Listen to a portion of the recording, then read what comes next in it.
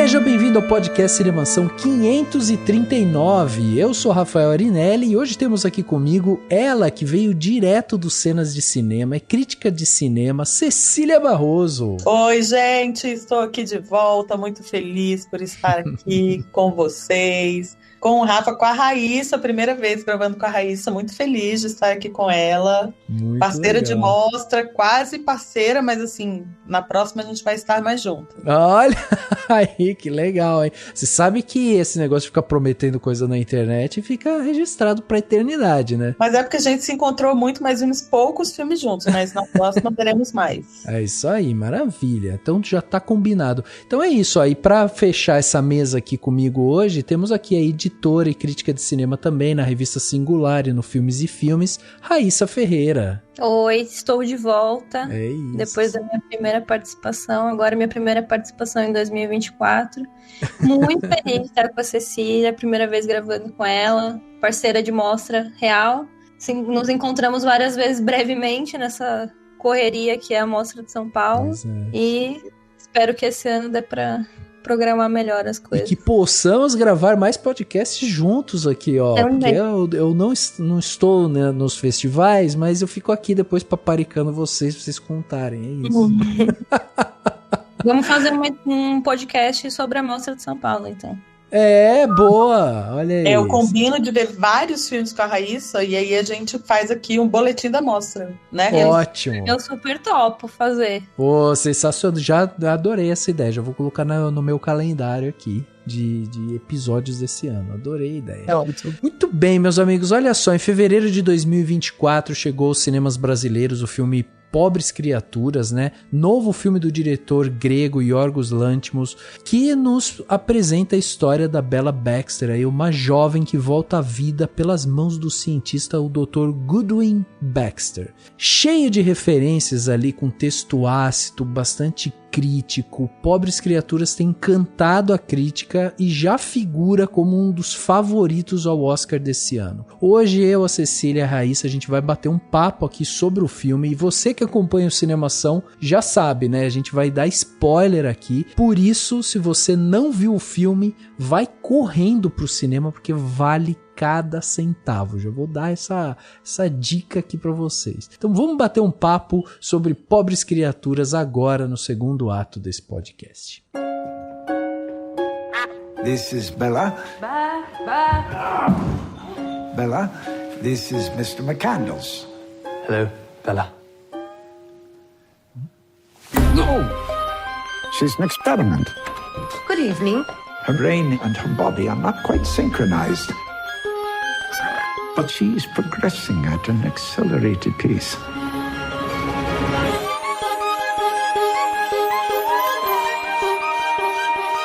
Tell me, where did she come from? I shall. For it is a happy tale.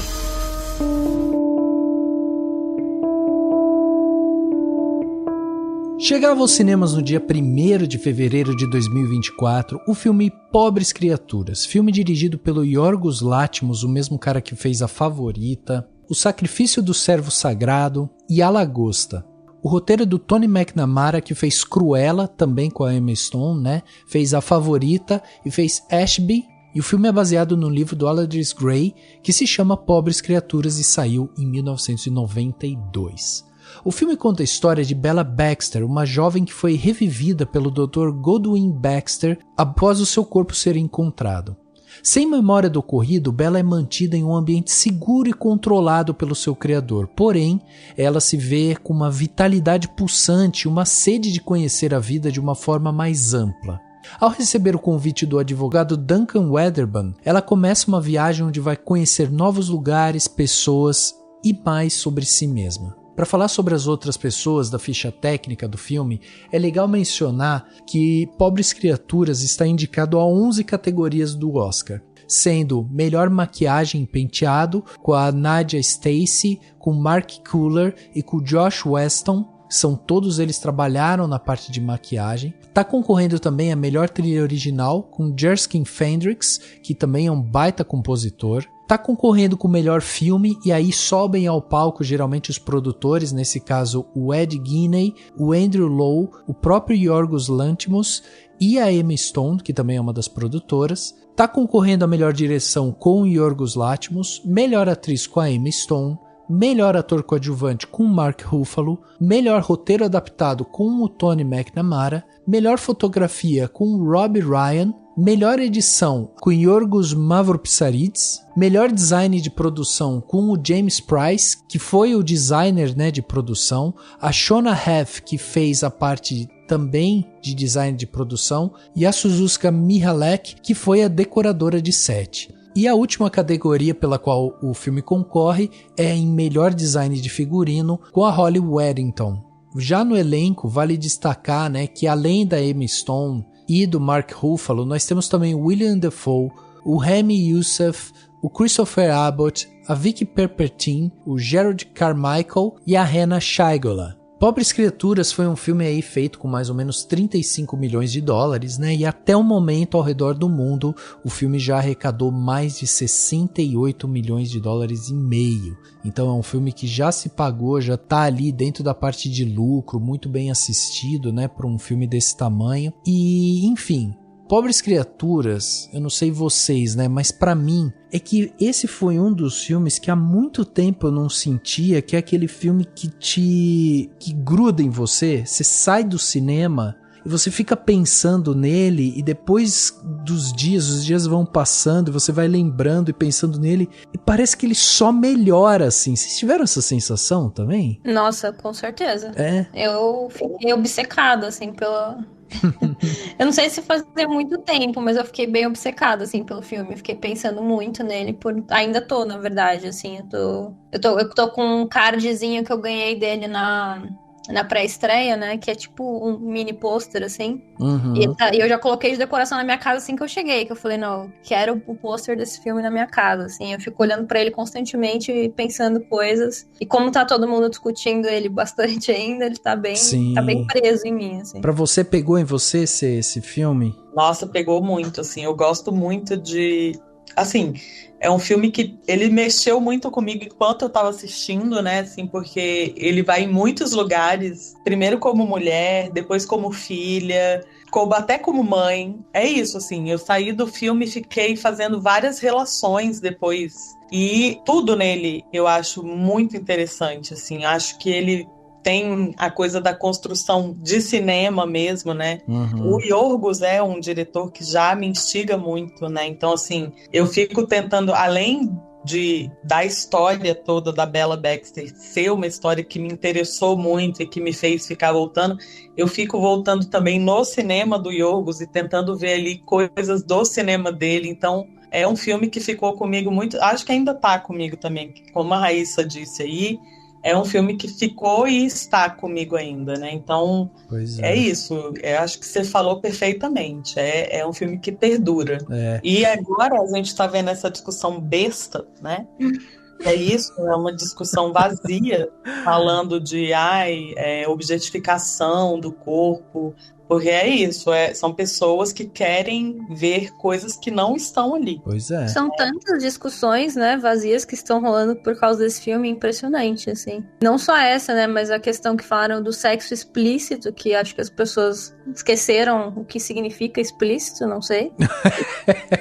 Há algum problema aí que não sei se é moral ou educacional, não sei exatamente. Uhum. E também uma discussão, enfim, ridícula sobre pedofilia, coisas do tipo, assim, enfim. Cada vez mais as pessoas estão vendo coisas nos filmes que eu fico preocupada, assim. Acho que a gente está atravessando uma fase moralista, assim, né, da história, né, onde as pessoas estão realmente buscando essa coisa de um retrocesso mesmo, né, assim. É. E esse moralismo é latente.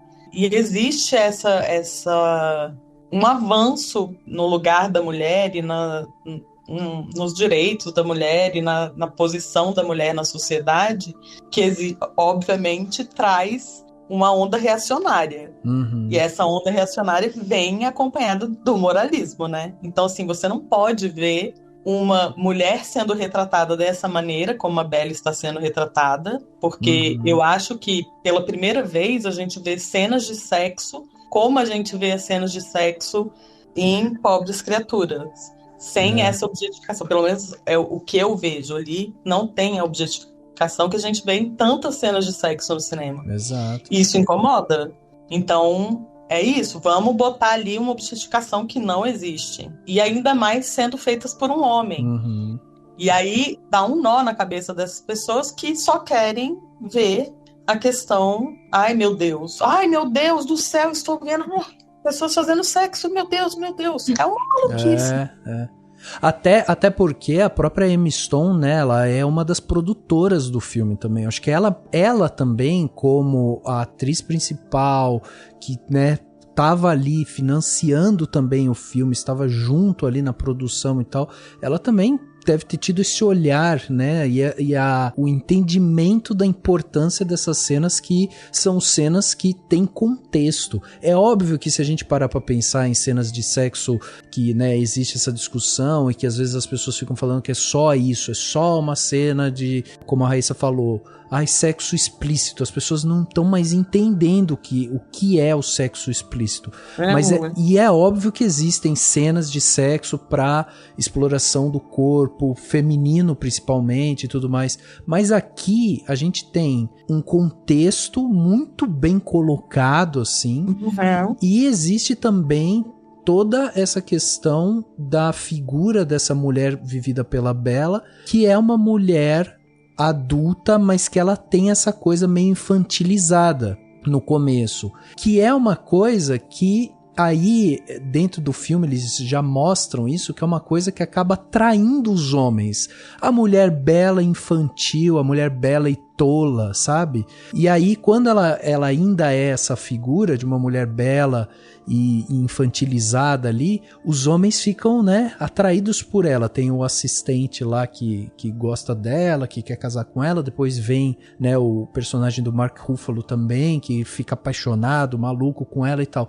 E a partir do momento que essa mulher vai ganhando a personalidade, vai criando a visão de mundo dela e tudo mais, aí essa figura masculina surge para controlar ela, para inibir ela. E toda vez eles tentam fazer isso de alguma maneira. É o assistente que quer o casamento, é o advogado que quer que ela seja de um jeito, o ex-marido que, né, leva ela pra dentro de casa e fala que ela não pode sair e tudo mais.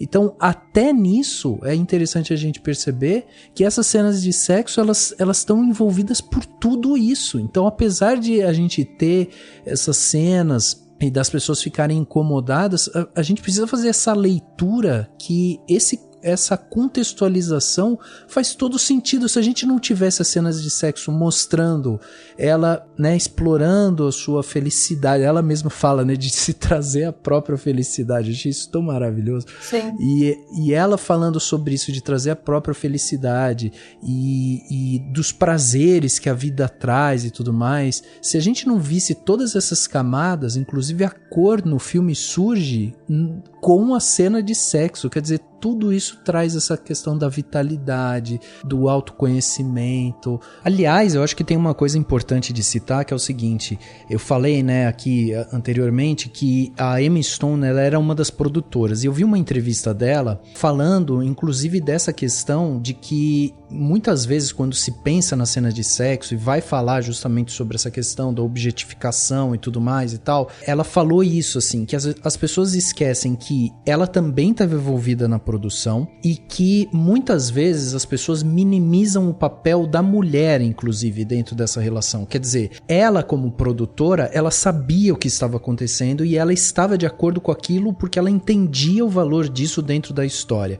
A partir do momento que o filme ganha o mundo e as pessoas começam a falar sobre a objetificação, sobre a desnecessidade dessas cenas de sexo e tudo mais, papapá, aí a gente tá meio que dizendo que não, o valor, o que a Emma Stone resolveu fazer, o que ela aceitou fazer não tem valor, porque quem sabe o que tem valor sou eu. E isso é muito simbólico também. E é óbvio, e ela inclusive nas entrevistas ela reconhece isso, é óbvio que tem essas situações que muitas vezes a mulher acaba por ter que se prestar o papel de mostrar seu corpo nesse intuito da objetificação. Mas no caso dela, ainda mais quando ela assina como produtora, aí fica realmente inevitável assim, você pensar que inclusive essa linha de pensamento vai na contramão do que a própria Emma Stone queria fazer, e foi ela que fez, porque ela inclusive tinha interesses, né, na produção e na benfeitoria do filme, então. Sim, eu acho que uma das coisas mais importantes da questão sexual, assim, no filme, é que faz parte dela ser detentora da própria história, do próprio corpo, de tudo.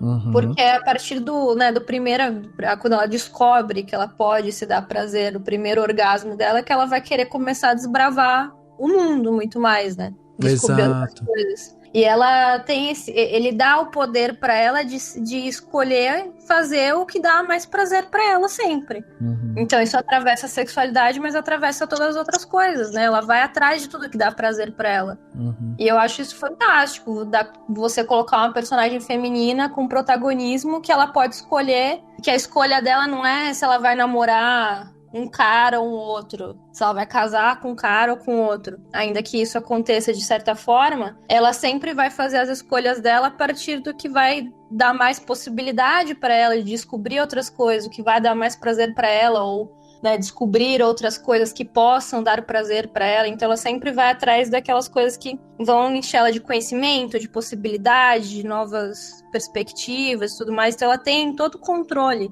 E isso, inevitavelmente, atravessa o controle do próprio corpo, que é ela poder explorar a sexualidade dela da forma como ela desejar, né? Understand, me never lived outside God's house. What? So Bella's so much to discover. And your sad face makes me discover angry feelings for you. Right. Become the very thing I hate, a grasping succubus of a lover. Tried many of them off me, now I'm it. Fuck.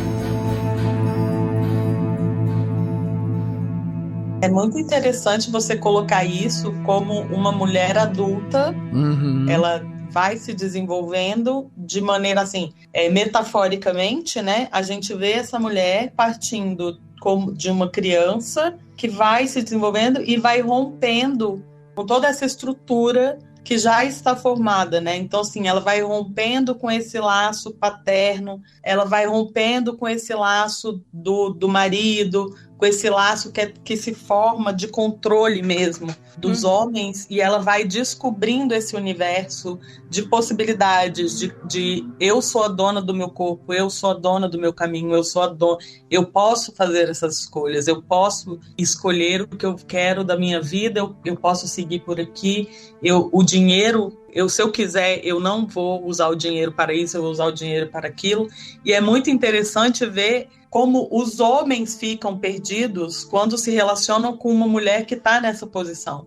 Porque tem isso no filme também, né? Tem o contraponto desses homens completamente perdidos quando eles não conseguem controlar essa mulher. Sim. Porque é isso também, né? Você tem essa relação também do homem, por exemplo, que aqui eu consigo controlar essa mulher que ainda não entende muito bem o que está acontecendo, mas que depois que ela me faz de tonta, ela é a tonta, então eu vou controlar. Quando ela reverte essa situação, ele passa a ser o tonto que não consegue mais controlar a própria vida. Uhum. Então, eu acho muito interessante todo esse jogo também. O Mark Ruffalo, ele vira o homem histérico, né?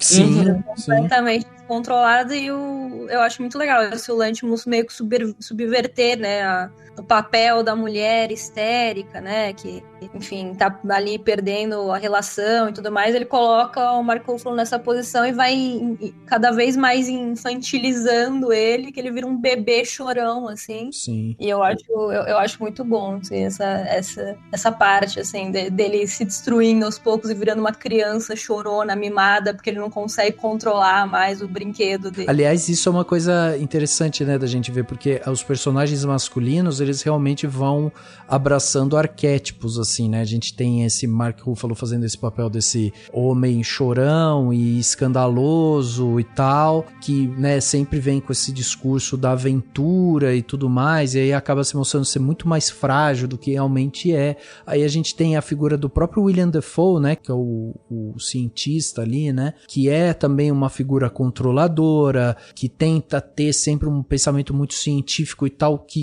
beira a insensibilidade, uma coisa fria e tal. Aí a gente tem um personagem lá do Rami Youssef, né, que é um cara, assim, até meio bobinho, às vezes ele parece ser meio sem sal, tentando, né, parecer alguma coisa ali, fazer parte de alguma coisa, e isso às vezes também é algo que não traz, assim, tipo, uma vitalidade. E a gente tem a outra figura, que daí é do Christopher Abbott, que é o cara que faz o marido, né, ex-marido ali da Bella, que é o controlador, ciumento e completamente possessivo, agressivo e tal, e com ele ela tem alguns diálogos que remetem diretamente ao feminicídio, né, como o momento que ele aponta a arma pra ela e ele fala que ela vai ficar e não sei o que, e ela vira pra ele e fala, tá, então você tá me oferecendo ou eu fico ou eu morro. E é isso, né? O feminicídio é muito isso também. Então, é interessante ver como o Yorgos consegue realmente encaixar essas figuras masculinas dentro desses arquétipos, e a gente vai vendo isso. A partir do momento que ela vai ganhando essa consciência, essas figuras masculinas vão se tornando tolas muitas vezes, né? Sim. Tem o cara do barco também, né? Que é o cético, né? O cético, que é verdade. Meio que tenta falar, o mundo não é assim, não é esse morango aí que você tá pensando, é isso aqui, né? Ele meio que vem querer colocar a visão dele, assim, ela até se impacta, mas é interessante isso, né? Ela sempre absorve as coisas da maneira dela, né? Exato. Ela nunca pega o ponto de vista de ninguém e fala, tá bom, então é isso aqui, né? Ela sempre amadurece as coisas. E então tem esse cara que ele serve como cético, né? Que apresenta ali uma realidade, né? A humanidade não presta, a gente tá fadado ao fracasso, assim. E ela olha e fala, tipo, por um momento ela pensa, mas depois ela absorve e resolve interpretar aquilo da forma dela, né? Isso eu acho muito legal. Ela sempre, todo mundo que passa por ela, ou que ela passa, né, no caminho dessas pessoas, ela absorve as coisas da forma dela, né? Ela tem um amadurecimento muito linear, assim, ela vai crescendo a cada coisa que acontece, não só, né, o amadurecimento real, que ela é uma criança, né, mentalmente, mas também essas questões, assim, como ela vai absorvendo e captando, né, e transformando tudo isso em conhecimento, em evolução para ela e tudo mais. Exato. Ela não é mais uma criança neste momento, né? Sim, porque ela é uma criança e a gente vê todo o desenvolvimento dela, né? Exato. Nessa hora do barco, inclusive, ela tem, eu acho que uma fase meio adolescente, jovem ali, que ela pensa que ela vai ter uma utopia de que ela vai dar o dinheiro pra todo mundo e vai resolver os problemas, né? Eu acho bem engraçado, é meio que uma ilusão jovem, assim, parece. É, quase romântica, né? Também de mundo, né? É interessante. E tem uma outra coisa, a gente começou já falando aqui sobre essa questão das cenas de sexo, que era um dos assuntos que eu ia trazer aqui mesmo, mas eu achei interessante porque o Yorgos, ele teve uma preocupação de deixar em set uma coordenadora de intimidade, né? Que foi responsável por fazer ali uma integração entre os atores e tal, para que eles ficassem mais íntimos entre eles e que na hora da gravação da cena isso também não fosse algo assim que pudesse, né, trazer algum tipo ali de impedimento, alguma situação de fragilidade ali entre eles. Constrangimento, exatamente. Então eu achei isso muito interessante, assim, porque eu nunca tinha ouvido falar sobre uma coordenadora de intimidade para fazer esse tipo de trabalho. Então isso para mim traz também, inclusive, essa função, né, dos bastidores, a seriedade com que o pessoal todo, né, toda a equipe por trás ali teve para criar essas cenas, assim, como tudo ali ele foi realmente se desenhando de uma forma para que essas cenas elas tivessem realmente algum tipo de profundidade mesmo. E eu acho interessante porque os filmes do Yorgos, eles são, em sua grande maioria, né, ele muda muito o estilo, assim, a gente tem filmes dele que, né, beiram ali uma coisa meio de comédia, daí tem filmes que eles são bem densos e tal, então ele muda bastante o estilo, mas ele tem um retrato meio geral do que ele faz, que é sempre ter essa temática de quase que uma opressão da sociedade para com a gente, assim, né? Então lá em O Lagosta era isso, A Favorita é isso, a gente tem essa repetição, né, de temática, assim, que fica sobrevoando os filmes dele e tal. Aqui tem uma questão que eu achei muito interessante, especificamente, que é esse humor e um tom quase otimista, que eu acho que é essa brincadeira que ele faz, da gente muitas vezes estar vendo o filme pelos olhos da própria Bella, sabe? Então, o filme ele tem um ar, assim, de otimismo e de talvez, não sei, um ar meio mais positivo do que os outros filmes deles. Vocês entendem o que eu tô querendo dizer? Eu entendo em partes. Eu acho que ele mostra uma sociedade complexa, né? Assim, sim. Eu amo o Yorgos, né? Sou muito fã do cinema dele. Sou fã de cinema grego de maneira geral e do Yorgos. O Yorgos foi o cara que me fez ir atrás do cinema grego, me fez estudar o uso de narrativas clássicas em narrativas de cinema, né? E assim, eu acho que esse filme é um filme muito mais palatável para academia, de maneira geral, assim, para todos os públicos, né? Assim, é verdade. Eu acho que ele tem essa coisa de ser mais bem-humorado mesmo. Acho que é isso, assim. Ele tem mais humor. Isso. Ele tem, mas eu acho que a sociedade que ele está mostrando ali também é bem dura e também é bem pesada, bem agressiva, bem negativa, principalmente com as mulheres, né? Assim, tipo, esse embate constante, né? Mas é isso, o que eu acho que muda, e não é em todo o cinema dele, mas, tipo... Porque o humor também tá nos outros filmes dele, mas é, de repente, a leveza com que a pancada vem. Eu acho que é isso. Tá lá. Exato, eu acho que é isso. Eu falei que é o filme, pra mim, o mais otimista dele. Assim, acho que nessa escala talvez funcione, assim. É tipo cinema grego para iniciantes, não sei. Começa por esse, né? Começa por esse. Você vê, aí você fala, legal, bacana. Aí o próximo você vai, de repente, entrar em depressão, não sei, mas... Mas ele é, pra mim, assim, assim que eu saí da sessão, eu olhei pro meu namorado e falei, nossa, é o filme mais otimista, né, do Lanthimos, assim, perto das outras coisas. E eu gosto bastante dele, assim, tipo, eu adoro o cinema dele. Eu também. Mas eu senti essa vibe, assim, realmente ele tem um olhar mais diferente assim, tem um toque, assim, mais sutil, assim, digamos, nas coisas dos outros filmes dele, mas em geral, realmente, é isso que a Cecília falou, é muito complexo, tem um monte de coisas. Eu tô achando o máximo, assim, todas as mulheres que eu admiro na crítica estão gostando do filme, e tive trocas legais nesse sentido, mas é isso, a gente, enquanto mulher, acho que a gente também identifica muitas coisas que são, né, pesadas pra gente, tudo mais, mas ele tem esse, não sei, eu me senti, eu falei que é tipo o meu Barbie, assim.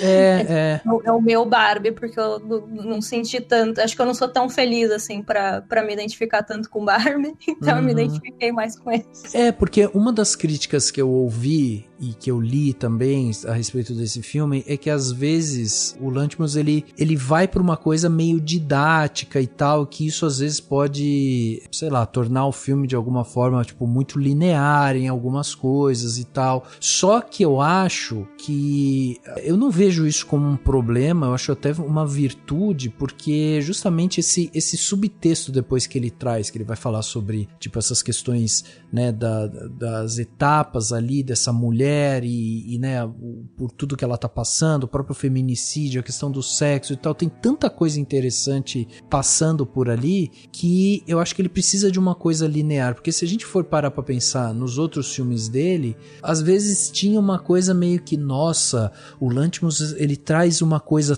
tão, tipo, entre aspas, assim, tão cabeçuda que ele perde público porque a galera não entende, entendeu? O que ele tá querendo mostrar, sabe assim?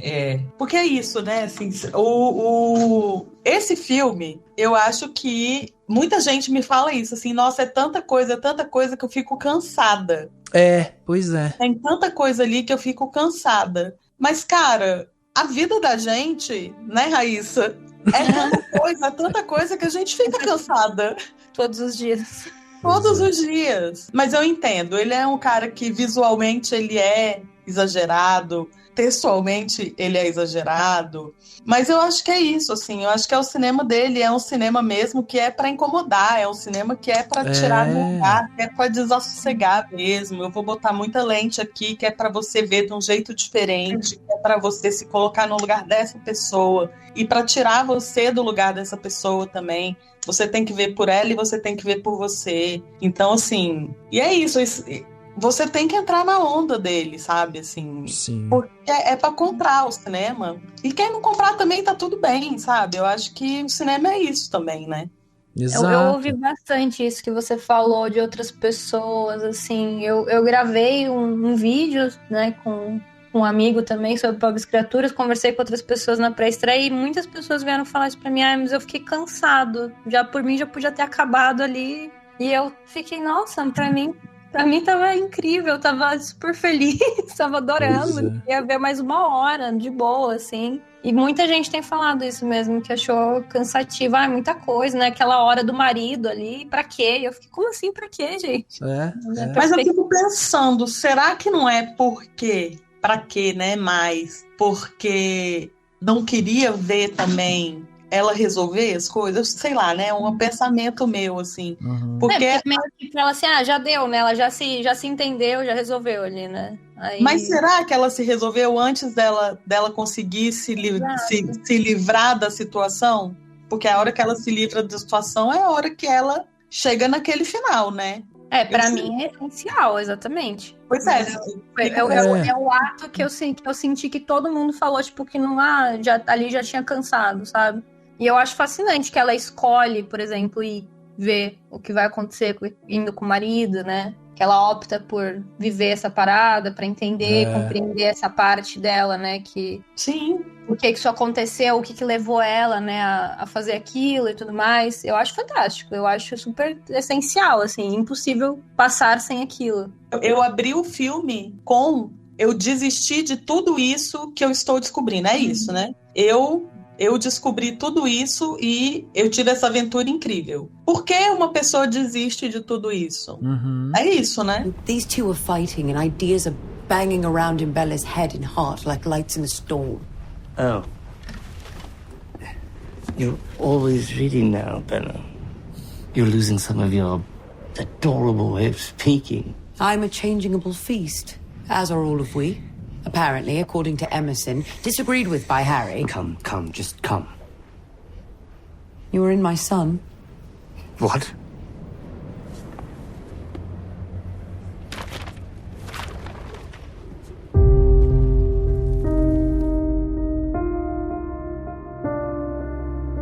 Tem um lado técnico aqui que a Cecília até comentou aqui agora há pouco, né, sobre a questão das lentes e tal.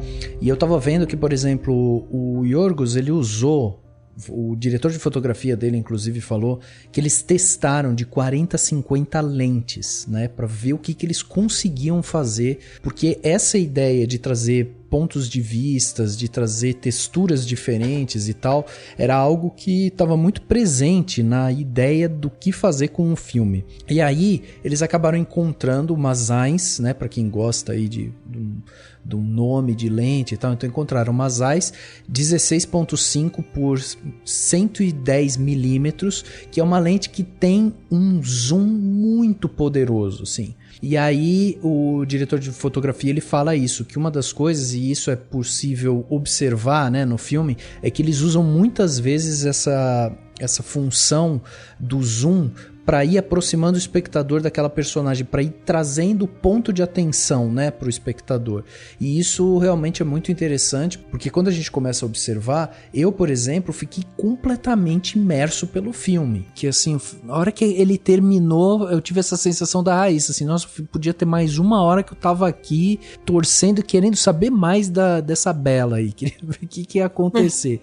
Mas tem uma coisa que eu acho fabulosa, assim, que, bom, a atuação da Emma Stone é um monumento, assim, um esplendor pra mim. Ela faz umas coisas, uns detalhes que no começo do filme, pelo menos no primeiro ato ali, tem umas coisas que ela faz muito simples que eu comprei tanto que ela era uma criança. Por exemplo, tem um momento que ela pega a hora que ela tá sozinha na sala de jantar e ela vai pegando os pratos e jogando no chão e quebrando. E ela fica toda hora olhando para aquela empregada ali, enfim, para aquela mulher que tá ali perto dela ali e tal. E ela quebra e às vezes ela dá uma leve piscadinha com os olhos, assim, sabe? Como quem quebrou, mas o barulho dos pratos quebrando meio que dá uma assustada, mas ela mantém a pose.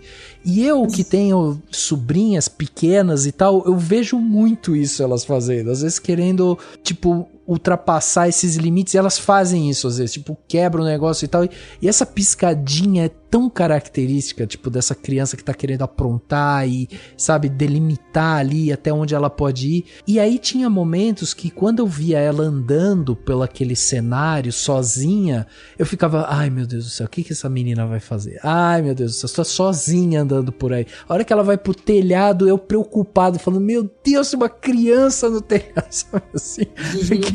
Eu tava muito envolvido. E aí, fazendo o gancho com isso que vocês estavam falando, tem uma coisa que, tipo, eu tava tão envolvido com isso que quando ela vai pra casa de prostituição, começa a se relacionar com um monte de homem e tal, uma das coisas que eu lembro que me passou assim pela cabeça foi, nossa, ela não teve nenhum relacionamento ali dentro, tipo, não é mostrado nenhum tipo de relacionamento agressivo, possessivo e tudo mais. E ok, mas ela tava dentro de um estabelecimento recebendo vários homens, aí vai mostrando, né, aquelas cenas que vem um cara que é o padre, aí vem o cara, o pai com 2 filhos e não sei o que e tal. Então tem uma série de cenas assim.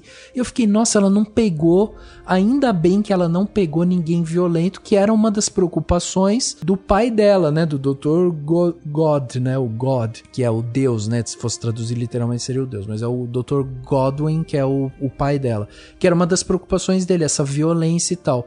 E aí quando ele encaixa essa cena final dela com esse marido, que seria, assim, dentro dessa visão conservadora e tal, o exemplo da família tradicional, que ele foi casado com ela, eles moram num castelo, sabe, tem uma coisa muito ali lúdica, de contos de fada e tudo mais, e a violência é ali que é colocada, entendeu?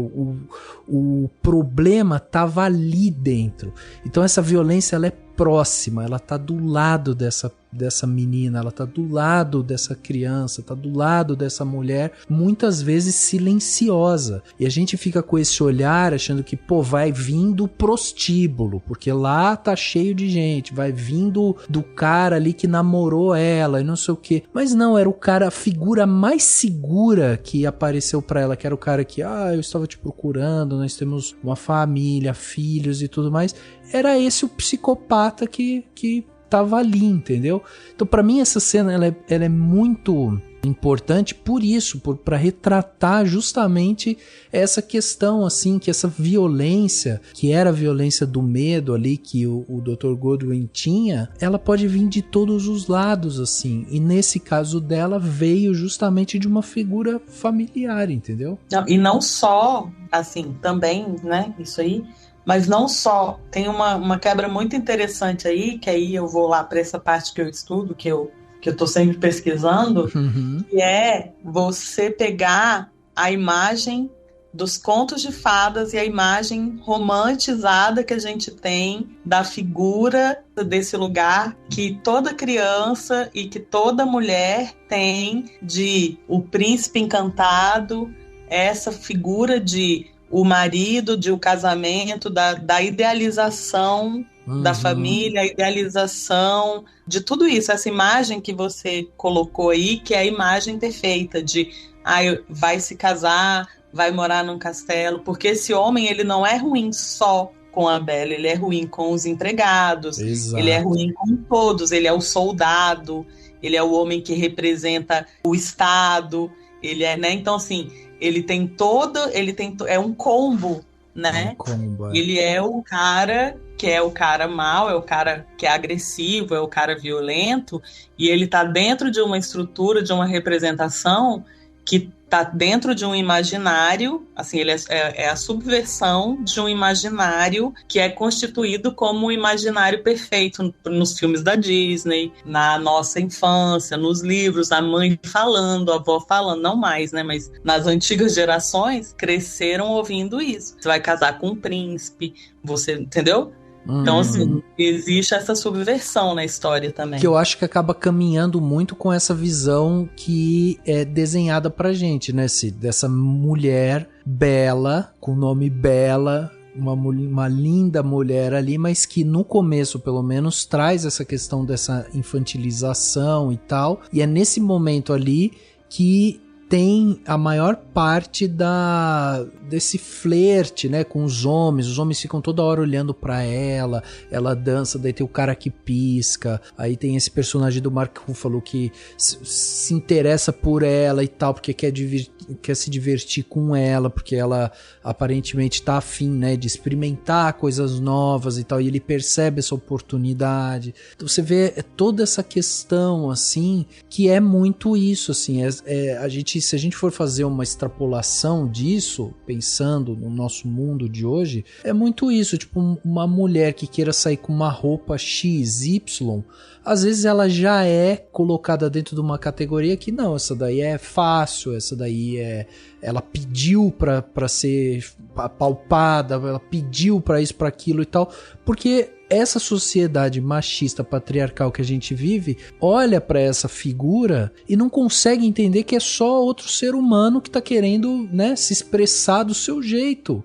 E pronto, e você dá o espaço necessário para as pessoas se expressarem. Mas não, aí existe esse olhar. Aí eu acho muito interessante como eles inserem dentro do roteiro essa questão, né? Porque parte do Duncan, que é esse personagem do Mark Ruffalo, que é o cara que tá propondo a gente sair, passear e curtir a vida e não sei o quê, mas é ele que vira pra ela e fala, existe alguns padrões sociais que você, né, tem que manter aí. Então aquela cena do jantar pra mim é excelente, assim, quando ele puxa ela e fala, você só vai falar que é maravilhoso, né, que massa crocante e tal, tipo, ele quer tentar controlar ela, e é nesse momento que a gente vai vendo que é ela sempre evoluindo, buscando novas visões, se experimentando, se entendendo, é isso que vai deixando esses homens ao redor dela maluco, tipo, cara, você não pode passar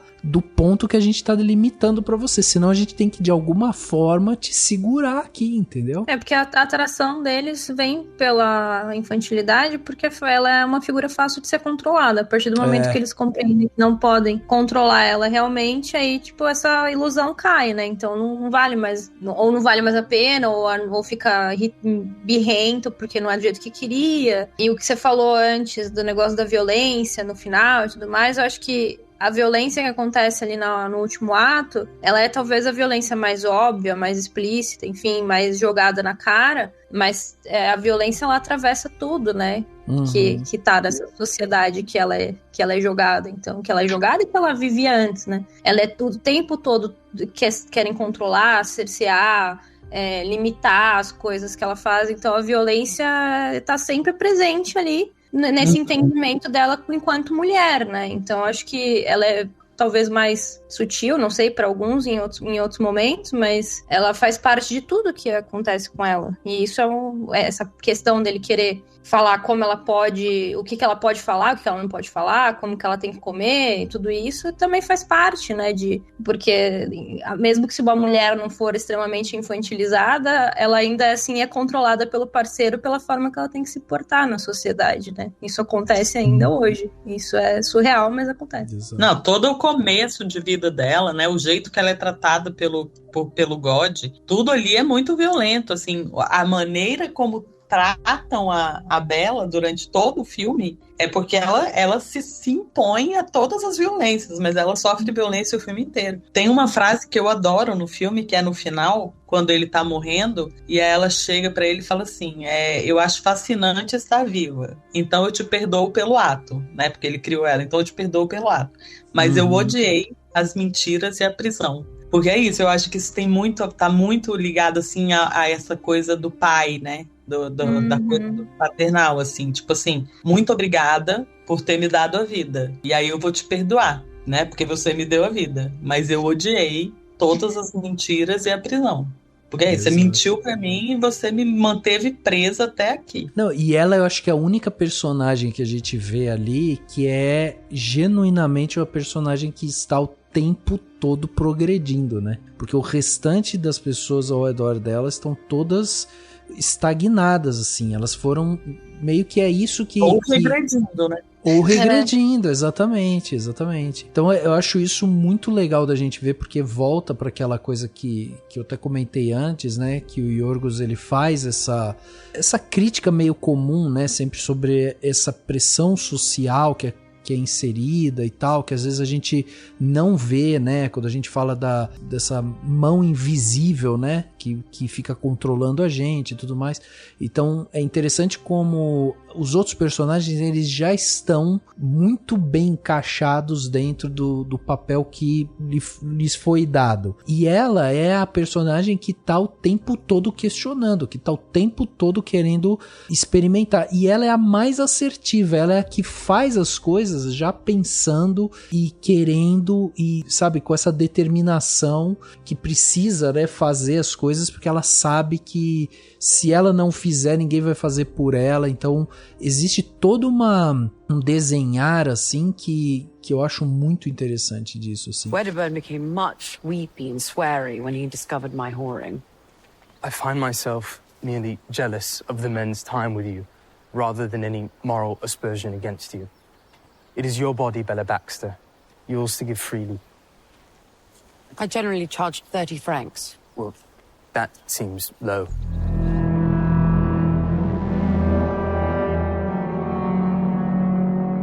Bom, esse filme, ele também acaba sendo uma aula de técnicas, né? Técnicas de filmagem. O Yorgos é um diretor muito, assim, fascinado por essas coisas de lentes, de formas de se filmar e tudo mais. Eu acho interessante porque dentro da cena do navio a gente vê muita coisa técnica ali, muito interessante. A primeira delas é que quando a gente tem algumas cenas externas, né? Deles no navio, e aí você vê aquele céu e tudo mais, aquele céu, ele é todo em LED, assim, é tudo um painelzão onde eles fizeram uma simulação de céu ali e tal, e logicamente depois na pós isso daí é completado, mas a ideia tá ali, inclusive para trazer a parte da iluminação. A iluminação essa que é possível ver também na cena, principalmente na cena da dança ali, a gente vê muitos pontos de iluminação. O diretor de fotografia, né, o Rob Ryan, ele fala que, por exemplo, uma das coisas que eles fizeram foi, eles montaram toda essa parte interna do navio. Aquilo ali foi criado, é um cenário. E isso trazia algumas possibilidades. Então, por exemplo, quando eles estão naquele cenário do jantar ali e tal, ele fez uma iluminação que ela é quase neutra, porque o Yorgos teria a possibilidade de rodar com a câmera lá da melhor maneira que ele quisesse.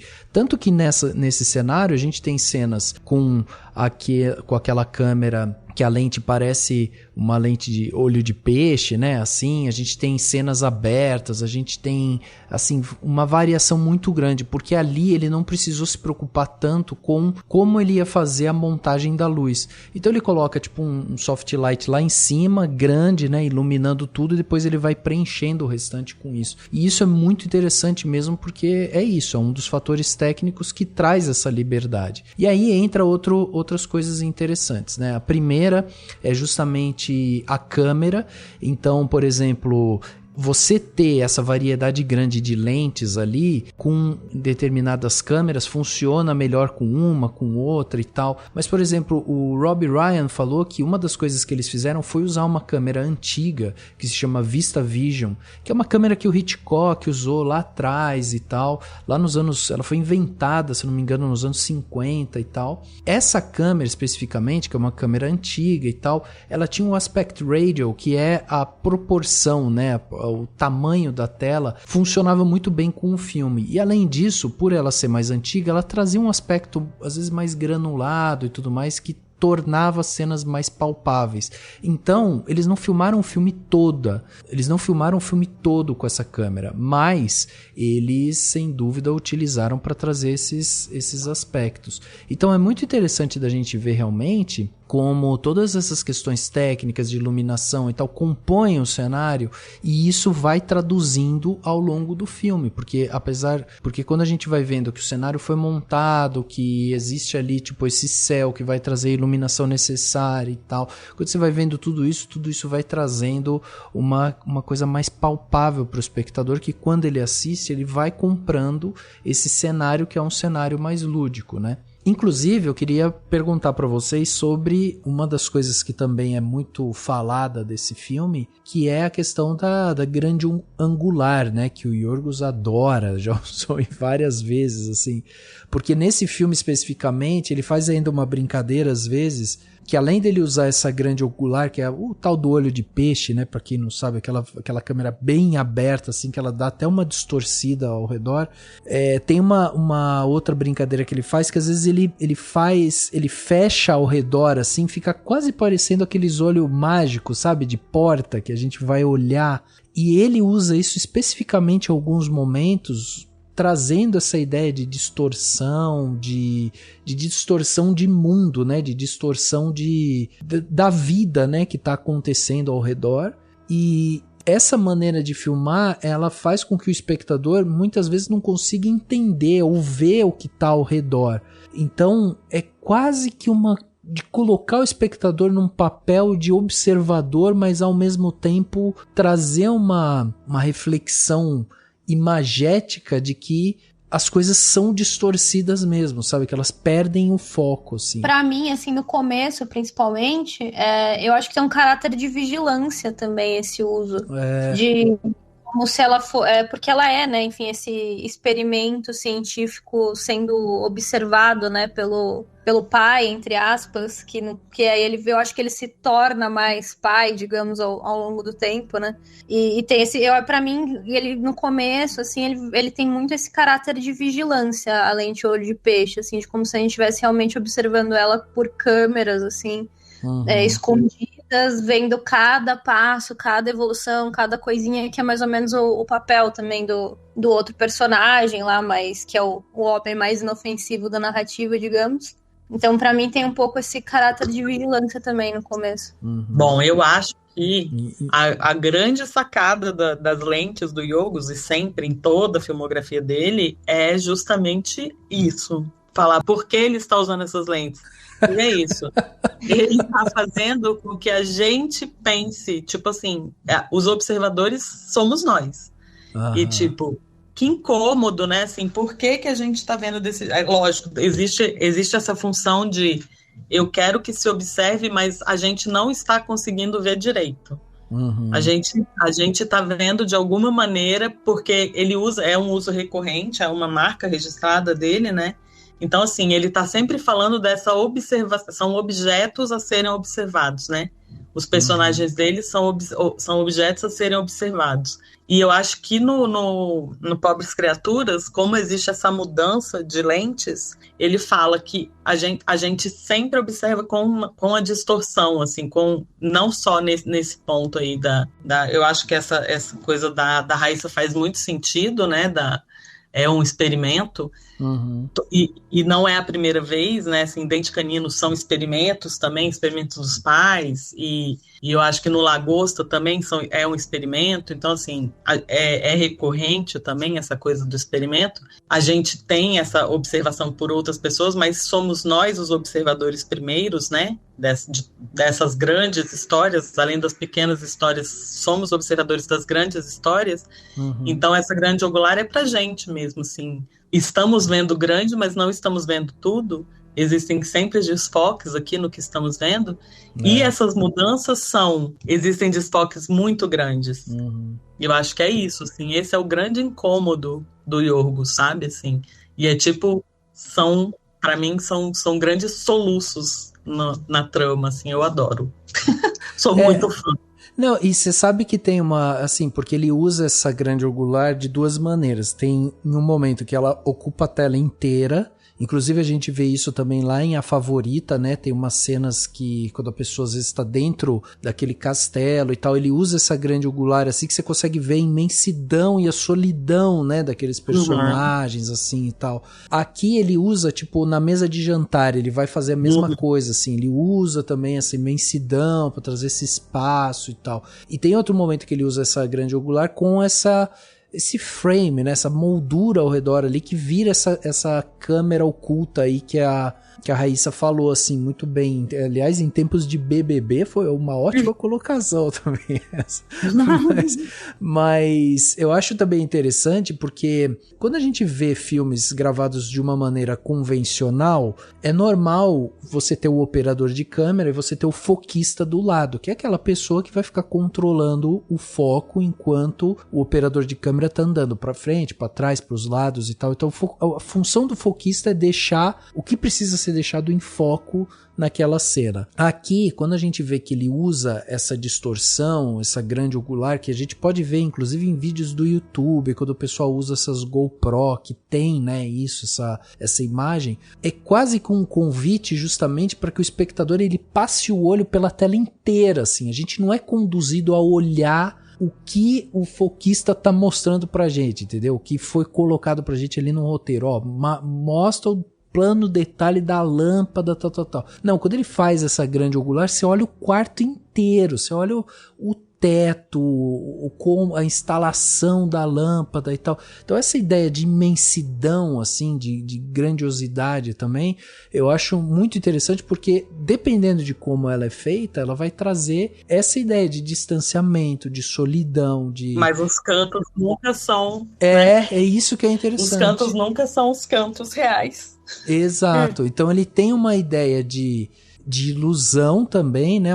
Quase uma ideia de distanciamento, mas com essa distorção, né, da visão. Isso. Perdi a palavra, obrigada. Eu acho isso magnífico, assim, magnífico nesse filme.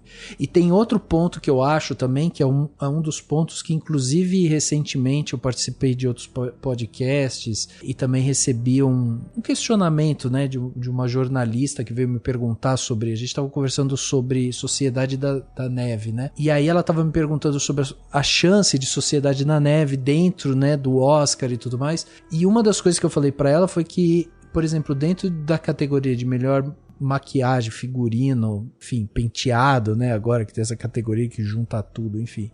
Mas eu acho que Pobres Criaturas chega fortíssima, assim, porque o figurino desse filme é uma sacanagem, vocês não acham? Nossa, é fantástico.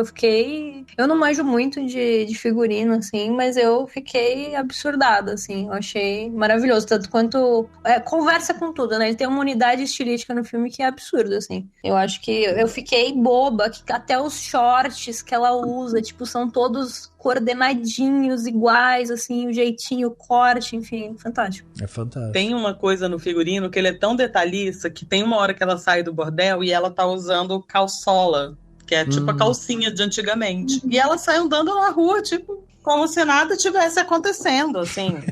Então, assim, é super detalhista o figurino, é muito impressionante. Não, e fora também a gente vê a própria evolução da personagem, né? Porque no começo do filme, naquelas cenas preto e branco, ela tá usando... Parece quase, como que eu diria, uma manta branca, assim, é uma coisa super sem expressão, é quase uma roupa infantil mesmo, como se colocasse uma roupa nela, assim, tipo, essa daqui você pode sujar, tá tudo bem e tal, que é uma roupa meio branca, parece uma camisola, uma coisa assim.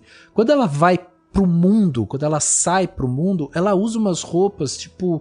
super expressivas, assim, com aquelas ombreiras enormes, rosa, né? Sempre muito, assim, chamativas as roupas dela. Umas mangonas, né? Mangonas, exato. E mais pro fim do filme ela já tá usando um preto sóbrio, assim, né? Tipo, super bem costurado. O cabelo dela também já tá preso, ela já faz uma trança, ela já é, tipo, já é outra pessoa ali. Então o figurino uma tem senhora. Isso. É, uma senhora. Uma senhora. É isso aí. Então isso é muito interessante, assim, como o figurino ele funciona. E toda a parte também de direção de arte desse filme, né? Porque vocês devem ter visto algumas cenas que pipocaram aí nas redes sociais desse filme, tipo detalhes de, por exemplo, quando ela tá no bordel, na frente do bordel, que é a janela, né, tem um desenho, parece como que eu diria, um órgão sexual masculino ali desenhado. Uma janela fálica. Fálica, exatamente, ótimo, a janela fálica. Depois tem outras cenas que, por exemplo, tem uma câmera, um contra-plongé, que aparece lá o Dr. Goodwin sentado e tal, e no teto, assim, tem um teto que parece umas orelhas, assim, uma junto à outra, assim, sabe? Tem uma coisa meio de ouvido ali, mas sem ouvir, porque uma tá tampando a outra, uma coisa muito, muito curiosa, assim. E a estética das cidades, né? Que é uma coisa, tipo, lúdica, mas eu achei maravilhoso toda essa estética. É uma coisa quase fabulesca, assim, que ele constrói e que você consegue perceber a diferença de Lisboa, de Londres, de Alexandria, do navio, né? Tem uma coisa ali fabulesca que beira o encantador, mas que é provocativo também, assim, né? O Yorgos é muito louco. Também. Mas é muito lindo, assim. Eu fiquei fascinada. Assim, ainda bem tive a chance de ver no cinema com uma tela maravilhosa. E é absurdo, assim, o visual do filme, a atmosfera que ele cria, esse mundo, né? Os céus é absurdo, assim, é uma coisa linda, assim, acho que foi roubado em algumas categorias do Oscar, inclusive. Não que o Oscar diga alguma coisa sobre não roube, né? Mas assim, eu achei absurdo. Essas coisas que você falou, né, de janelas, orelhas, tudo mais, tava vendo que foi uma thread que o Gus fez, um amigo meu, que tem umas coisas muito loucas, assim, que eu não tinha reparado, realmente. E quando você vai vendo, assim, né, que obviamente foram pessoas que foram pesquisando e juntando essas informações, porque acho que de primeira que você assiste, você não consegue pegar. Nem precisa, enfim, né, ver todos os detalhes, mas quando você vai vendo, assim, eles separados é muito louco, mas por si só o céu colorido, aquela coisa, o barco, né, todo esse mundo que ele cria, fantástico, assim, só por isso. Eu fiquei fascinada de ver um filme desse indicado ao melhor filme no Oscar, assim. Acho que já tava caminhando aí pra esse rolê, mas é um filme de gênero, assim, né, com uma fantasia tão grande que há uns anos atrás, assim, eu não diria que seria indicado. Ah, mas não tinha como não ser, não. Eu assisti em screen primeiro e depois eu fui ver no cinema, porque eu falei, não tem como não ver um filme desse no cinema. É muito maravilhoso. Assim, esteticamente. Assim, não só esteticamente, mas quando você vê um filme desse, você fala, tem que ver no cinema. Eu olhei, encho o olho, eu fiquei fascinada. Eu parecia a Bella Baxter no cinema, olhando, assim, a tela. Meu Deus. Que absurdo, assim, ainda bem que eu vim num cinema bom, sabe? Até a cidade horrorosa, né? Porque é terrível, né? Coisa que choca ela. A primeira coisa que choca realmente a Bella, assim, que destrói o coração dela, é uma coisa impressionante, assim. As cores, né? O jeito que ele usa as cores, como ele usa as cores, como ele monta, como ele vai aquarelando essas cores, é tudo muito impressionante. E em tempos atuais, né? Tipo assim, que o cinema vai perdendo cada vez mais essa magia aí, digamos. As pessoas estão tentando se aproximar mais de um realismo, assim. Acho que é um respiro poder ver essas coisas. I am Bella Baxter, and there is a world to enjoy, circumnavigate. It is the goal of all to progress, grow. A woman plotting her course to freedom. How delightful.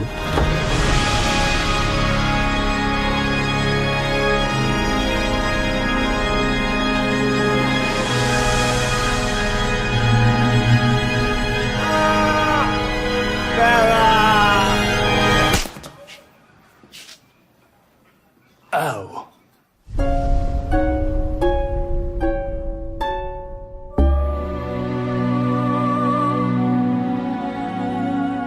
O filme ele foi gravado em 2021, né? Terminou as gravações em 2021 e dali pra frente a gente teve basicamente o trabalho de edição, né? De pós e de CGI. E aqui tá uma coisa interessante também, porque quando a gente para pra pensar que ali a gente tem um monte de coisa prática, efeito prático, e é lógico que a gente vai ter muita coisa ali de CGI, de preenchimento, de, né, os próprios animais também, né? Que foram feitos e tal. Mas é feito de uma maneira que ele é muito palpável, assim. Quando eles estão em Lisboa e você vê aqueles bondinhos aéreos, né, passando e ela caminhando ali e tal, aquilo parece quase que um palco, assim, uma coisa meio teatral. Então, em vários momentos eu me via ali assistindo aquilo, mas quase que ali próximo ao que a Bella via, sabe? Então, a ideia de que ela tá assistindo tudo aquilo pela primeira vez, que ela tá vendo tudo pela primeira vez, é tudo assim muito fascinante. Então, as cores vibrando, né? Aquela coisa de você andar pela cidade e ficar olhando detalhes e se encantar. Eu acho que todo mundo já passou por isso quando vai viajar a primeira vez, sei lá, você vai pra fora do país ou vai pra uma cidade nova, que você fica observando detalhes, você vê como que é feito a calçada, sabe, as pessoas morando naquele lugar, as casinhas e tal, tudo tem um olhar assim um pouco mais encantador, assim, né? Então eu achei isso muito positivo. Inclusive, no primeiro ato do filme, quando ela tá dentro da casa do Dr. Goodwin, a gente vê até as coisas meio distorcidas também nesse sentido. Tipo, tem uma cena que eles estão na mesa de jantar e as cadeiras parecem ser enormes, assim, tipo, a parte de trás da cadeira é grande e eles ficam ali sentados e tal. Aquilo ali me gerou uma estranheza na hora que eu vi a primeira vez. E daí eu fiquei olhando aquilo e falei, cara, será que é assim mesmo? E depois você vê que é a estética da casa do Dr. Goodwin, que tem essa questão de ser uma casa muitas vezes, né, disfuncional, assim. Os valores dessa casa são distorcidos ali. Também tem um aspecto de que a cadeira é gigante porque é uma maneira também que essa bela criança tá olhando tudo, é tudo novo ali. A cadeira é um móvel gigantesco para uma criança, por exemplo, né? Então, tem umas coisas ali muito interessantes nesse sentido, assim, que eu gosto muito da direção de arte, de como eles conseguem encaixar esses papéis, assim, a gente vai sentindo essa proximidade com a Bella também, então acho muito bom. Inclusive, falando aqui da parte de atuação, eu falei sobre essa atuação da Emma Stone, que eu achei assim espetacular, e depois parando para pensar que os filmes eles não são gravados, né, na ordem das cenas que a gente vê, eles são gravados de uma forma bem aleatória. Então, quando eu fiquei pensando nisso, eu falei assim, cara, o trabalho da Emma Stone foi um trabalho incrível, né? Porque vocês imaginam ela em um dia ter que ir lá interpretar a Bella com 5 anos de idade. Depois ela vai, no outro dia é a Bella com 17 anos de idade. Depois no outro dia é a Bella com 60, sei lá, entendeu? Tipo, ela foi e aí depois ela volta. Não, hoje é a Bella de 5, viu? Não, amanhã é a Bella de 8 e tal. É impressionante, assim, como ela conseguiu capturar a essência da personagem. Ela mantém uma constância que você olha pra essa personagem e você sente, porque ela tem umas características muito dela, o olhar analítico, a curiosidade, ela tem uma coisa expressividade com o olhar, que é muito da Bella, assim. Eu fiquei muito impressionado com ela. Ela é muito impressionante, mas ela tá muito bem no filme, ela tá muito bem. Não acho a melhor atuação do ano, tá? Destacando aqui. Mas ela tá muito. É a terceira melhor do ano, ela tá muito bem. É muito impressionante como ela faz, como ela consegue transicionar dessa criança até a fase adulta, como ela passa, como ela evolui entre as fases, né, assim. Eu acho que é um trabalho, e pensando nessa gravação fora de ordem, porque é isso, né, você tem que aproveitar a locação dos outros atores, você tem que, né, então, assim, é com certeza um trabalho muito complexo, muito difícil, e muito merecedor de todos os elogios, assim. Acho que com certeza é o melhor trabalho da carreira dela até hoje, assim. Total, mas eu também acho que não é a melhor, mas eu acho que tem muita chance de levar justamente por tudo isso que você falou, né? Porque é mais difícil, né? Muitas questões aí que a academia considera, né? Tudo que é mais dificultoso, eles acham mais interessante, né? Engordou, emagreceu, fez não sei o que lá. Então, no caso dela, que ela passa por várias idades aí, eu acho que infelizmente, não por nada, porque eu acho que ela tá maravilhosa, mas não é a melhor atuação, pra mim, do Oscar, por exemplo. Mas eu acho que tem muita chance dela levar justamente por esses fatores aí. Mas da vida dela, você acha que é a melhor? Eu acho que sim. Eu não parei pra pensar nisso, assim, muito a fundo, mas eu acho que sim, assim, eu acho muito boa. Só que é aquele negócio, né? Lily Gladstone.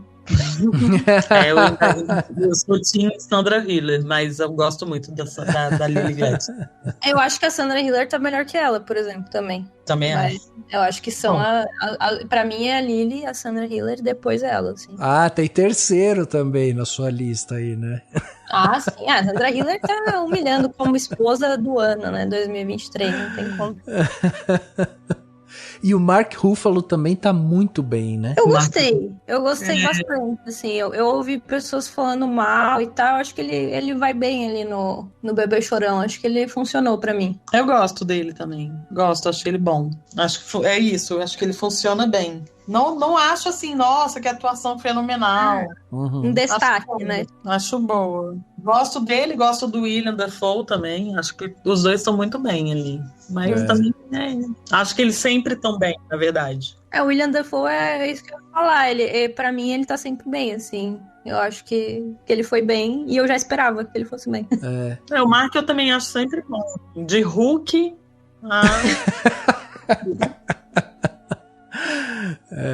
O personagem do William Dafoe, ele tem uma coisa de... Ele vai se revelando também ao longo do filme, assim, né? Isso é muito... Eu acho muito legal também, porque ele, assim, a primeira impressão que você tem dele, quando você vê aquela figura, é aquela coisa do, cientista maluco, que faz experimentos, o cara muito desumano e tal. E aí, ao longo do filme, quando ele vai revelando o que o pai dele fez com ele e tal, você vai humanizando aquele personagem, né? Então você vai falando, cara, ele passou por tanta coisa, e você começa a entender um pouco desse olhar dele. E essa visão dele analítica e tudo mais, eu achei tão curioso isso, porque quando a gente tem um espaço de tempo, né? Principalmente no segundo ato ali, que é quando a Bella vai viajar e aí ela se relaciona com várias outras pessoas e cria lá suas amizades e tudo mais, e aí tem esse relacionamento abusivo aí, né, com Duncan e tudo mais e papapá, e aí a gente não vê mais esses dois personagens juntos, o Dr. Goodwin e a Bella. Quando a gente chega ali perto no começo ali do terceiro ato, que eles se reúnem de novo, tem coisas ali que você olha e fala assim, é daí que a Bella puxou, sabe assim, tipo, a coisa da criação mesmo, do criador e da criatura, né, vamos dizer assim, porque quando ela vai conversar com o doutor, ela fala de uma maneira e ele responde de uma maneira que os dois se entendem ali dentro daquela lógica deles, eles são muito racionais assim. Então até essa frase que a Cecília trouxe pra gente quando ela fala, né, que apesar de tudo, apesar das mentiras, papapá, ela é grata pela vida que ele deu e tal. Ele também é racional, tipo, quando ele é confrontado com algumas coisas, ele vai lá e já fala, já tenta resolver e já explica. Então eles têm esse lado, assim. Eu achei isso legal porque é uma coisa que mostra também um pouco dessa conexão familiar entre eles, sabe? Não fica uma coisa totalmente desconectada e só fria e analítica, assim, sabe? Então isso eu também gostei bastante dessa questão. Inclusive tem aquela cena que ela volta pra casa e daí ela vê, né, a personagem lá da Margaret Qualley, que é a Felicity, que é a continuação, tipo, é o erro voltando pro seu lugar, tipo, ela vê que eles estão repetindo a fórmula, estão fazendo exatamente a mesma coisa, o que só comprova essa repetição doentia de comportamento masculino que, com o passar do tempo, ela volta, ela fica num lugar meio cíclico, assim, né? Eu acho tudo ali um monte de macho problemático. Sim, total. Tudo macho lixo. Boy lixo. Só tem boy lixo nesse filme. Né, Raíssa? Com certeza. Não, tá certíssimo, é isso mesmo. E tipo, quando ela vê o outro, ela fala assim, cara... Pô, vocês estão fazendo isso de novo. Muito essa sensação de, pô, vocês não tinham eu pra brincar, então vocês foram pegar outra coitada pra torturar no meu lugar, né? Tipo, caramba. É bem isso, assim. Exatamente. É bizarro. Eu adoro a Margaret Qualley, assim. Eu fiquei feliz quando eu vi ela, mas a participação dela é pequena. Pequena. Ainda tem a empregada, do jeito que ele trata a empregada também. Nossa, tudo homem equívoco. Exato. É porque eles são os donos do mundo, né? Tipo assim. É isso. Exatamente. Eles podem fazer o que eles quiserem.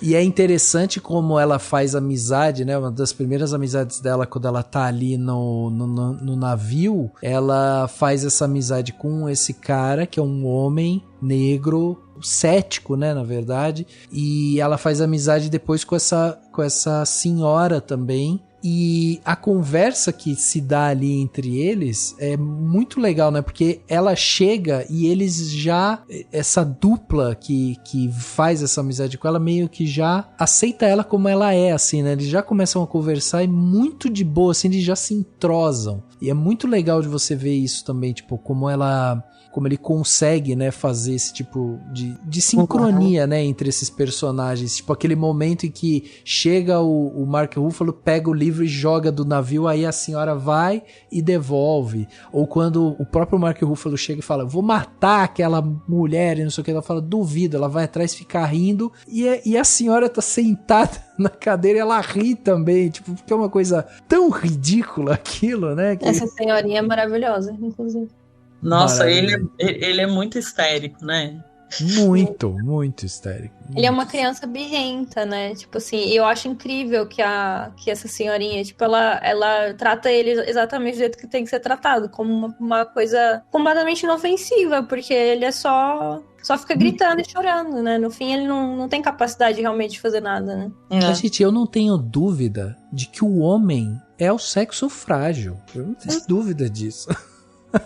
A gente é super inseguro, a gente não é educado a falar sobre as nossas coisas, a gente não é educado a ter, né, essa empatia com o outro. A gente passa por uma série de questões ali de retração mesmo, dificuldade de compartilhar, e aí fica com essa coisa dessa coisa birrenta, sabe? Aí chega uma mulher dessa, como a Bella, tipo, que vai falar abertamente sobre questões de sexualidade, sobre questões de, sabe, vontade de explorar as coisas e tal. A gente não tem capacidade de ter essa conversa. Vocês não estão entendendo? Não tem.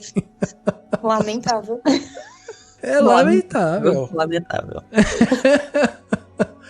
Não tem. É isso que é legal. É legal a gente ver, tipo, como um filme tem essa capacidade, né, de fazer a gente refletir essas coisas, né? Como é que é quando vocês veem isso na tela, assim? Não, pra mim foi maravilhoso, né? Eu achei maravilhoso. Saí do filme completamente encantado, assim, com essas questões, assim, porque eu particularmente gosto sempre de me colocar nessa posição de entender, né? Eu faço terapia há muitos anos, por exemplo. Então eu não tenho problema nenhum com isso. Eu não tenho problema nenhum em ver as cenas de sexo, em ver como quando aconteceu com Barbie, né? Que vários homens saindo, meu Deus, estão tratando os homens como, sei lá, idiotas e não sei o que e tal, que absurdo, papapá. E aí parece que as pessoas não têm ideia de tantas vezes que foram retratadas nos cinemas mulheres como isso, como a frágil, a que precisa ser resgatada, né? Então, assim, quando a gente tem um leve olhar de como que é isso, como que isso é colocado na vida real e tal, a gente fica doído, a gente não sabe lidar com essas coisas. Então eu acho muito necessário esse tipo de filme pra gente conseguir ao menos, tipo, refletir sobre isso, entendeu? Então as críticas que eu vi, principalmente as críticas mais pesadas em relação a esse filme, elas beiram essa questão dessa parte comportamental, sabe? Que, assim, é como vocês estavam falando, essa problematização com as cenas de sexo e não sei o que. É uma coisa, tipo, tão puritana que beira, assim, aquela... uma coisa retrógrada, sabe? É isso, né? É a coisa da inversão do papel mesmo, né? Inversão, E também as coisas mudaram, gente. Mudaram. A gente decide, né? Tipo, não em todos os lugares, infelizmente, né? Mas assim, hoje em dia, as mulheres tomam a frente, as mulheres decidem para onde vão, as mulheres decidem o que vão fazer e as mulheres são as donas dos próprios corpos. Não totalmente, mas esse caminho começou, esses passos foram dados e os homens estão perdidos, é um fato, né? Perdidíssimo. E eu acho que quando esse livro foi escrito, nada disso tinha acontecido ainda, né? É uma coisa, é um caminho que ainda está sendo trilhado. Já tinha essa reação, né? E eu acho que agora, indo pro cinema, vai ter mais, assim. E eu espero que, tipo, minha filha chegue mais longe, que minha neta, se eu tiver um dia, chegue mais longe, que a neta da Raíssa, se ela tiver filho, tiver neta, mais longe, porque é isso, é um caminho a ser trilhado, né? E que os homens fiquem cada vez mais desesperados, porque é nesse desespero que a gente vê que a gente está conseguindo chegar em algum lugar, até se normalizar e ninguém ficar desesperado, né? Sempre que tem um homem reclamando de alguma coisa, eu sei que eu fiz alguma coisa certa.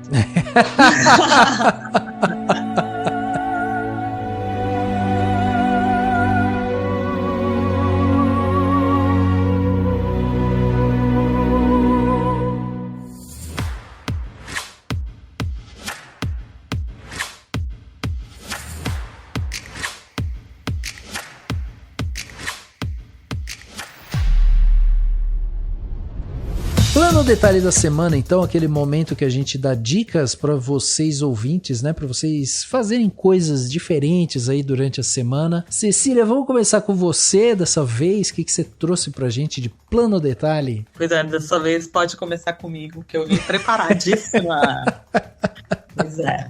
Então, a minha dica vai ser uma dica batida. Nem sei se já não deram tem problema, aqui. Não tem problema. Mas a minha dica da semana é uma dica que eu nem voto em série lá no Globo de Ouro, mas eu recebi e dei uma olhada. E agora já estreou na HBO, que é o True Detective, a nova temporada. Incrível, fantástica, fenomenal, com a Jodie Foster. Tá um pouco diferente do que a gente vê normal nas últimas temporadas, muito mais que as últimas, assim, a primeira temporada eu achei fantástica, a segunda deu uma caída, a terceira temporada achei muito chata. É mesmo? Mas essa não, eles mudaram a pegada, então tá um pouco mais indo para um lado sobrenatural, assim, mas muito interessante, aconselho demais, Jodie Foster está incrível, então assim, essa é a minha dica de hoje, acho que vocês vão gostar, não é boba como as outras, olha aí, né, aquelas coisas de reality show vagabundo para passar tempo. Eu queria essa dica agora. Poxa, essa eu não vou ter. Minha filha não tá comprando nada. Precisando de um casamento às cegas, sei lá, uma coisa assim. Poxa, não tenho nada. Preciso me alisar. Verdade, amor, confiança. Não tem. Mas é isso, tem a Jodie Foster, tem a Kylie Reis, que é uma atriz que eu adoro. Assistam, gente, acho que vocês vão curtir muito. Muito bom. Mas é daquele jeito horrível da HBO, que tipo, lança um episódio a cada domingo. Ah, tá. Mas pra quem não gosta de maratonar, é bom, né? É bom. Eu particularmente gosto, porque eu não tenho condições de maratonar. Eu maratonei, porque é daquele jeito, fiquei doida, né? E sabe quem tá também? A Fiona Shaw, que é a tia do Harry Potter. Ah, que legal. Pois é. E o True Detective, ele é uma série legal porque cada temporada é uma história fechada, como se fosse uma minissérie, né? Cada temporada. Isso. Então, como você falou assim, a primeira temporada é legal, a segunda deu uma caída, a terceira é chata, e aí a quarta é legal. Então, tudo bem, tipo, quem quiser vai direto pra quarta e boa, assim, que não vai se prejudicar, certo? Certo. Se quiser ver só a primeira e a quarta, pode.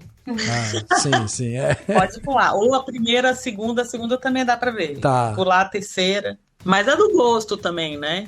Tem gente que pode gostar só da primeira, da terceira, né? Então, assim.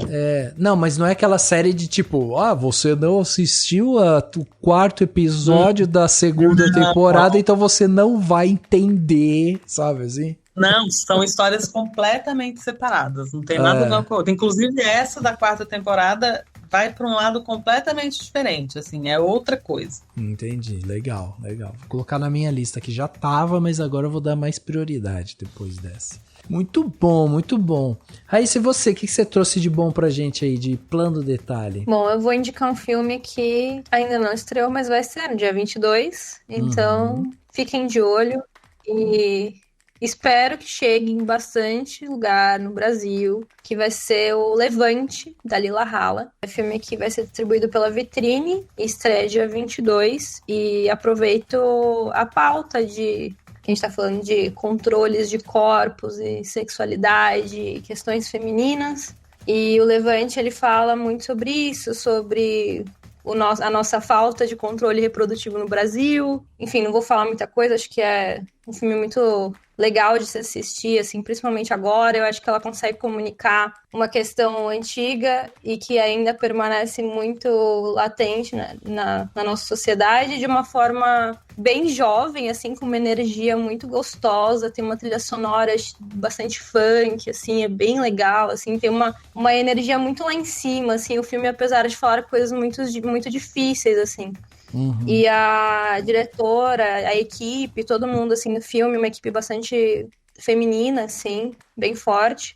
Leva esse debate do filme, né, da questão da descriminalização do aborto para fora do filme também. Então eu participei de sessões e elas trazem muito esse debate, sempre que tem sessão que a equipe está presente, elas fazem esse debate além do filme. E infelizmente em 2024 a gente ainda está lutando por direitos aí no Brasil, nós mulheres, e esses filmes ainda se fazem necessários, não gosto de falar muito que filmes são necessários, mas enfim, esse debate ainda se faz necessário e por que não, né, na arte também, nos filmes também. E é isso, estreia dia 22 de fevereiro, espero que chegue em bastante cidade, que a gente sabe que é difícil, o filme passou em Cannes, passou em um monte de lugar, foi super premiado e agora finalmente vai chegar aqui no Brasil para todo mundo ver. E eu espero que todo mundo consiga assistir. Que demais. Inclusive, o filme acabou de ser premiado agora em Roterdã. Exato, é verdade. Eu tinha esquecido em qual festival. Que legal.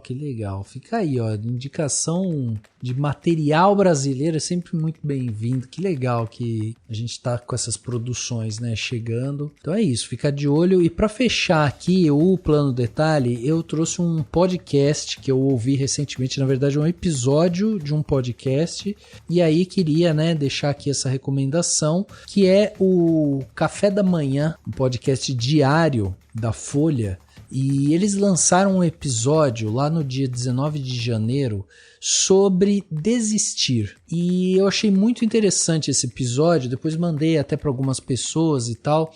E é legal porque é um episódio bem curtinho, né? Os podcasts do Café da Manhã, eles são curtos. Então um episódio ali de 20, meia hora no máximo. A ideia do episódio é a seguinte, eles vão ali conversar sobre um livro que se chama Sobre Desistir, que é do Adam Phillips, e ele faz uma reflexão justamente sobre quando desistir pode ser bom. Porque a gente vive numa sociedade onde a desistência muitas vezes é vista como um fracasso, como uma coisa ruim, e desistir muitas vezes não está atrelado a isso só, né? Então, quando a gente vai pensar nas pessoas que desistiram, a gente geralmente dá uma conotação negativa para aquilo. Pensar na desistência como algo que pode ser positivo, tipo, você não quer passar por alguma coisa e por isso você vai desistir, ou sei lá, você tem um projeto e você quer desistir dele, porque, enfim, tem N motivos e tal, é importante porque você delimita também espaços e traça linhas ali de que você não quer passar. Então, eles fazem uma entrevista com a Bárbara Bloom, que é repórter da Folha, que coordenou as reportagens sobre esse tema, e ela traz vários exemplos que, inclusive, no livro do Adam Phillips, ele levanta, como o caso da Nicole Bowles, que é aquela ginasta que desistiu de participar das Olimpíadas, as últimas Olimpíadas que teve, e na época, o fato dela ter desistido levantou várias questões sobre pressão no esporte, sobre esportes de alta performance, a questão psicológica, né, dentro desses esportes e tal. Enfim, ela levantou várias questões. E na época, todo mundo deu como se o fato dela ter desistido das Olimpíadas fosse o fim da carreira dela. Ninguém sabia o que ela ia fazer. E ela resolveu só desistir das Olimpíadas. Ela depois voltou para as competições, voltou a trabalhar do jeito que ela trabalha e tal. Só que naquele momento, dentro daquele período, ela resolveu desistir porque para ela estava pesado demais. Ela não estava conseguindo lidar com a quantidade, né, de pressão que era colocada em cima dela. E tudo bem. Então eu acho interessante da gente pensar e refletir sobre isso, principalmente numa época em que a gente é bombardeado por streaming, por lançamento, por coisas para ver, coisas para acompanhar e discussões que a gente tem que ter e tal. E é muita coisa que fica cercando a gente, e tudo bem você não acompanhar isso, você falar que não dá, e você desistir de acompanhar certas coisas e tal, e você ficar em paz em relação a isso. Enfim, é um podcast bem interessante, vale essa reflexão, vale também quem quiser se aprofundar mais no assunto, ir atrás do livro, e é isso, o podcast Desistir, do podcast Café da Manhã.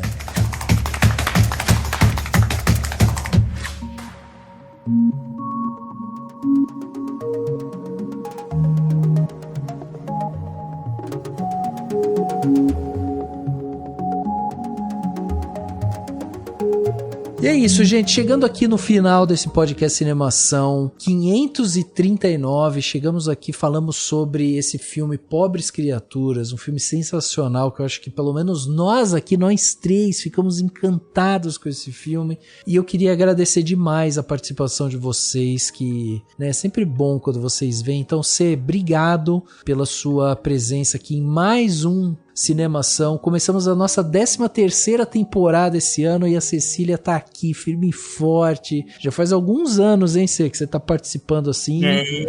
Muito bom. Bom estar aí. como sempre. Muito obrigada pelo convite. Ainda mais para falar desse filme. Adorei estar com vocês. Adorei estar com a Raíssa aqui. Primeira vez, estreia. Espero que a gente repita muitas vezes essa dobradinha. É isso. E é isso. Sempre um prazer muito grande participar do Cinemação. Que bom. E passa suas redes sociais, site, como que as pessoas fazem para chegar até você. Eu tenho visto que você tá mais ativa, hein? Não é por nada. Reparou, Rafa?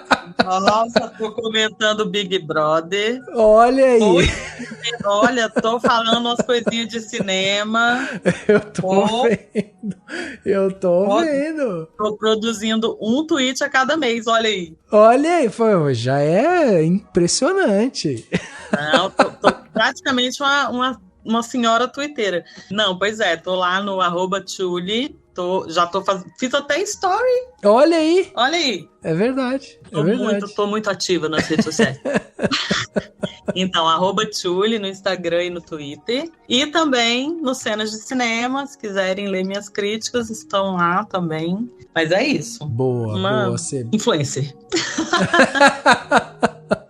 É isso aí. Bom, demais. Obrigado novamente. Raíssa, obrigado também pela sua participação aqui. A Raíssa estreou com a gente no ano passado e eu já avisei ela que esse ano eu vou pra cima dela, vou pedir pra ela vir aqui mais vezes, porque eu adoro suas participações aqui. Então, muito obrigado. E também já traz aí os meios, né, pra quem quiser entrar em contato com você, quiser ver, né, as coisas que você tá produzindo, como é que faz? Muito obrigada, muito bom participar. Fiquei muito feliz de participar com a Cecília. Eu falei antes dela entrar, estava conversando com você. Para mim é muito legal poder ter esse contato com críticas mulheres que eu admiro. A Cecília é uma referência para mim, assim como tem outras críticas que eu tive a chance de conhecer no ano passado, que são referências para mim. E poder participar de coisa com vocês é muito incrível, assim. Pra mim é muito legal, eu fico muito feliz. Eu gravo bastante podcast, bastante coisa e tal, mas quando eu posso estar com uma crítica mulher que eu já acompanho, admiro, é fantástico, assim, eu fico muito feliz. Então eu espero que possa ter mais vezes também. Muito obrigada de novo. Eu sempre quis participar do Cinemação, quando me chamou ano passado eu fiquei muito feliz, então eu espero que a ameaça seja real e esse ano a gente faça mais vezes. Espero que seja verdade, ameaça. E como falamos em desistir nas indicações do Rafa, eu estou em fase de transição de sites, logo menos, não sei quando você está escutando esse podcast, mas então me procure nas minhas redes sociais que você vai descobrir onde estou escrevendo. Eu escrevo na Filmes e Filmes, isso é fato, isso vai continuar, mas o meu site vai entrar no ar em breve, depois do carnaval provavelmente, então me siga @RaíssaLFE em todas as redes, Twitter, Instagram, tudo, e aí lá você vai descobrir qual é o meu site que vai entrar no ar em breve. E é isso. Obrigada. É isso. Demais, gente. Muito obrigado novamente. Eu adoro ter vocês aqui, realmente. Ai, Raíssa, fiquei até emocionada aqui. Você faz escola já faz escola. Bonito. Ela tá. Tem pessoas já que estão te observando, sei, estão indo atrás, ó. Porque você é incrível, é verdade. Mas é verdade, pode. Gente, é isso, ó. Lembrando você aí que tá ouvindo a gente, que se você quiser mandar seu comentário aqui pra gente, né, mandar a sua crítica, o que você achou sobre Pobres Criaturas, sua análise, perguntas aqui, né, pras nossas críticas que estavam aqui hoje e tal, pode manda aí seu comentário através das nossas redes sociais, né, procurando sempre por Cinemação, ou através do nosso e-mail contato@cinemação.com. Além disso, lembre-se de seguir a gente no Spotify, na Apple Podcast, curtir na Deezer, se inscrever no Castbox para que você receba aí todos os nossos episódios assim que eles saírem, aí você não perde nada. E fica o convite também para você se tornar um apoiador do Cinemação. Com o valor de um cafezinho você já ajuda demais a gente aqui e ainda leva para casa no final do ano presentes exclusivos do Cinemação. O link para se tornar um apoiador vai estar no post desse podcast. O podcast Cinemação 539 fica por aqui e a gente se vê no próximo.